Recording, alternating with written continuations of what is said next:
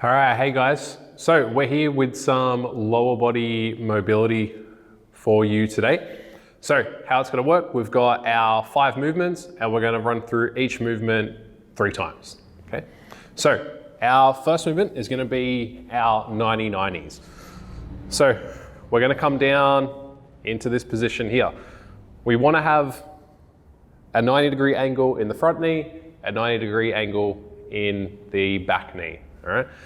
So all we're gonna do from here is that trailing leg is gonna come up first. We're gonna bring it up, bring the front leg up as well, and then come over to the other side. So we go up, bring the back leg over, and then back down, okay? So for this one, if trying to stay upright is a challenge for you, or you feel like you just can't get that hip to move, you can start to lean away from those legs. So the further you lean away, the easier it's gonna be, because that's gonna help open up the hip. So if I lean back, I can get both hips to open, there we go. And then if I wanna add a little bit more of a challenge, I can then just use one hand. So I bring one leg up, I transfer this hand over to the other side, and then switch. Same thing, up and over, there. And then once you start to get the hang of it, you can try doing these 90-90s with no hands.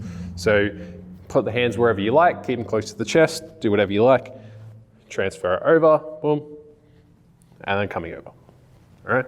So with the 90-90s, it'll be 20 in total. So it'll be 1, 2, 3, 4, and then on to 20. Now, the second movement is our heel clicks. Heel clicks start in a very similar position as we were just in for the 90-90s. Only difference is this back knee wants to be nice and close to this front heel. So what we do from here, I'll show you from this angle. So we have one hand resting on the ground. You can rest your other hand on your shin, or if you're a superstar, you can go no hands, okay? But we're gonna start with that back foot off the ground.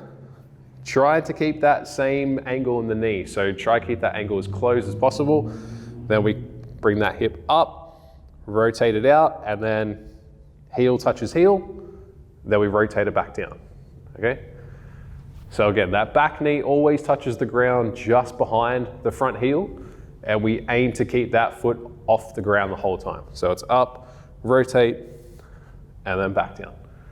So this will be 10 on each side, and then you roll over and do 10 on the other side. Now, one way to make this a little easier is as you come up, you can straighten the knee and then get the heels to touch that way, okay? So the straighter your leg is, the less challenging it's gonna be on that hip. So you can start with your leg fairly straight, and then you can eventually aim to have that knee as closed as possible. Okay, so when that knee is closed, the only movement you're gonna get is from the hip itself, which is what we're aiming for. So like I said, 10 on one side, roll over, 10 on the other side. The third movement we've got is our pike in and outs. So you're gonna be in a seated position, pop your hands either by your side or out a little further.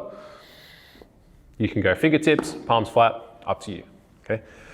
But what we're gonna do here is we're gonna keep our legs nice and straight, and then one at a time, we're gonna bring one leg up, take it out as far as we can without the torso or the hip shifting. So we go up, take it out, drop it down. And then we're gonna bring it back. So we go up, back in, and down. So same thing, we'll be doing 10 of these on each side.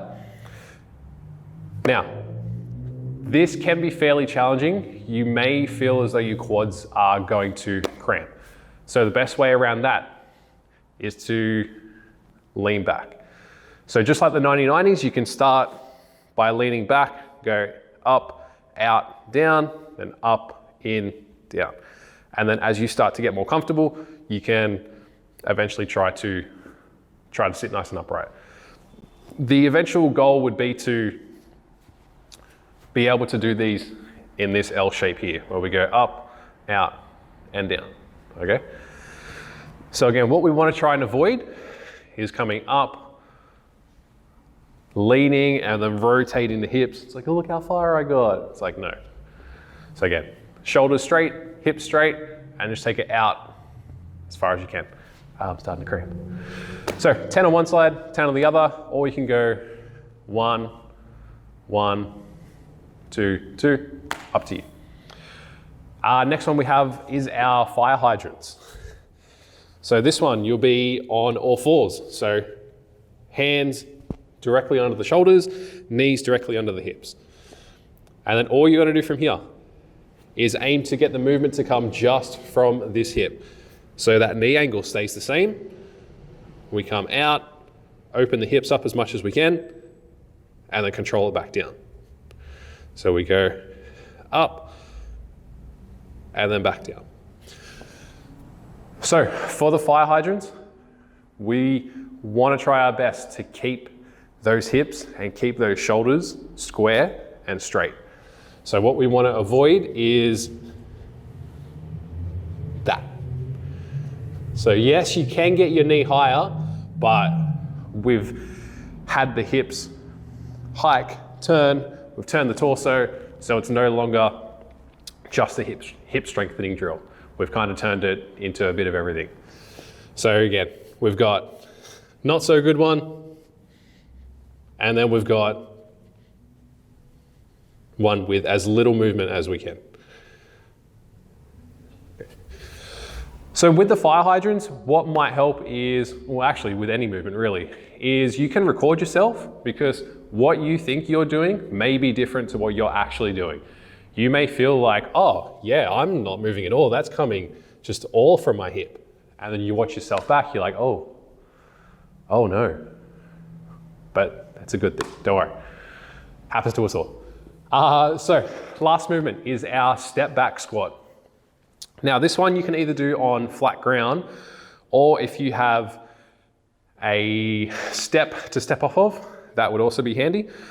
But what it's going to look like on flat ground is feet will start underneath the hips, and then we bring one leg up off the ground. So with that leg that's then on the ground, we're then going to rotate the hip and then step back into a sumo squat. So my feet are on about 45-degree angles. Then I come back, step it together, and then go back down. So we go up, rotate, step out, hold for a second, come up, bring it back, okay? So this is really good for the back of the hip, but also when you're in that bottom position, you will feel a good stretch through the groin, okay? So feel free to hold that bottom position for a second or two, and then bring it back together, okay? So again, 10 step back squats on each side. Actually, it's 10 on each side for everything, so you shouldn't worry too much about having to remember different numbers.